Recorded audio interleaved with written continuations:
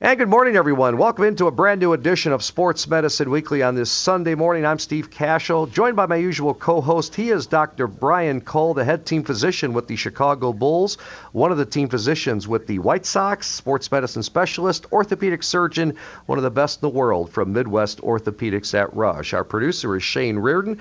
Our website is sportsmedicineweekly.com. And folks, we've got a huge library of podcasts that we invite you to listen to. Podcast segments available to hear on the Sports Medicine Weekly blog, also through Apple, Google, Spotify, Pandora, YouTube, iHeartRadio, wherever you get your podcast audio. How are you, Dr. Cole, on this Sunday morning?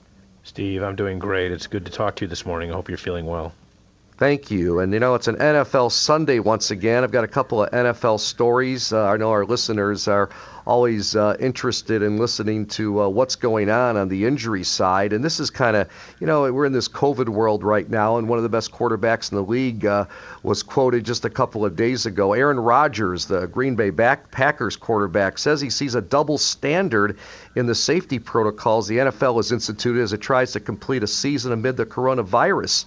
Aaron Rodgers saying he doesn't understand how you can get close and nearly hug an opponent after a game, but that you can't eat at the same lunch table as a teammate. He says, and I quote, "You can go down to practice, hit each other, and be in close contact, but then you have to have a plexiglass between you and the guy next to you in the locker room. I think some of those things to me really don't add up," end quote. What's your reaction to that?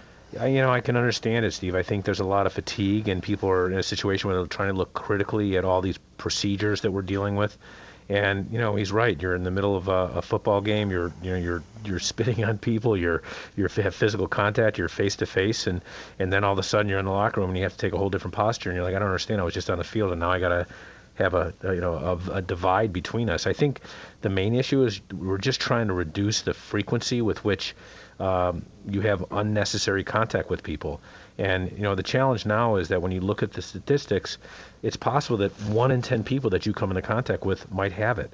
So while that's a very controlled situation in the NFL, and the likelihood of additional gain, if you will, to be had from, say, putting a piece of plexiglass between two lockers may be very limited, I would say that the rationale is that anytime you can sort of either physically distance or take some precaution, it might be worth it. But I can understand how it could be hard to grasp that, given the sort of the split between what happens on the field and what happens in the locker room. Yeah, and the NBA did a great job with this. Again, guys going full out, sweating, on each other literally during NBA games, and then they go to their own rooms, basically. But they had to put those protocols in place, as you said. Do the best you can with, when you can control it, right? Yeah, absolutely. We deal with the information we have at hand, and I think all of us are going to be faced with another level of pretty stringent policies and so forth. And we're going to see some interesting decision making as it relates now to the NBA and NHL coming online potentially. Okay, time now for our pro athlete injury of the week. And Dr. Cole, this is quite a story about Alex Smith, the quarterback for the Washington football team. Smith suffering a devastating injury back on November 18th, 2018. He broke his fibula and tibia in his right leg. This is what following that injury. 17 surgeries to remove an infection, near amputation, and a 2-year battle to return to the starting lineup. At times he could barely walk. He needed an external fixator on his injured leg for 8 months. Playing again did not seem like a realistic option for Alex Smith for most of his recovery until he started to make bigger strides in the spring. Today, Dr. Cole, this Sunday, he's expected to make his first start of the season. That's quite a comeback. And Dr. Cole, can you put some perspective on what Alex Smith, the quarterback with Washington, has encountered with these injuries? Steve, I remember we actually covered this injury when it happened, and it's we see this is a devastating injury because it's not just what you see on the X-ray, which is a broken tibia and a fibula, but there's a tremendous amount of soft tissue trauma that goes on as well. And that might be, something, especially if it's potentially an open fracture, that's something that can lead to the risk of infection. And it may be the injury itself, the soft tissue damage, and then it might be related to the hardware that gets put into the joint or put into the limb itself. And in this case, to manage it, to get it to heal and to get the soft tissues to quiet down, they had to use an external fixator, which is where we put pins and bars outside the leg to keep it aligned while it's trying to heal. And some people in other systems, these end up in an amputation, like you said. I mean, at some point, when is enough surgery enough? And this is a situation where they just continue to battle through it.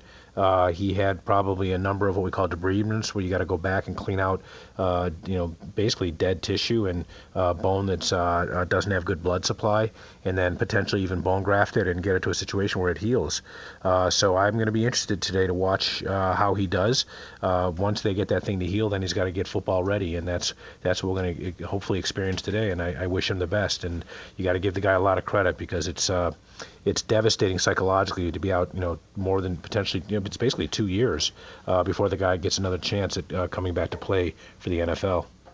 Yeah, remarkable story, and most people would quit, you would think, just happy to be alive and avoid amputation, but Alex Smith continuing on and trying to make it back on top. That's great stuff. Let's move on.